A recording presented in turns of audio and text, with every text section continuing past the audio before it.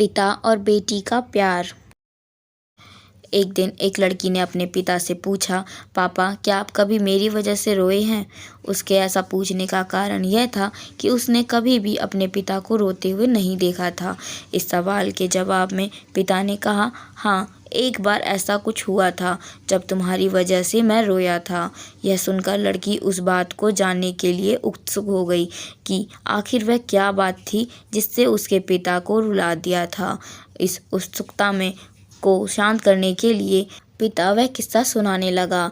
बात उस समय की है जब तुम 8 माह की थी। एक दिन मैंने तुम्हारे सामने 3 चीज़ें रखी, एक पेन, एक सिक्का और एक खिलौना। मैं ये जानना चाहता था कि तुम उन चीज़ों में से क्या उठाओगी।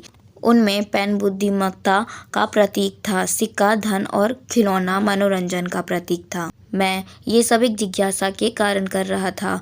मेरे लिए ये जानना बहुत रोचक था कि मेरी बेटी के लिए आगे जाकर क्या सबसे अधिक मायने रखता है।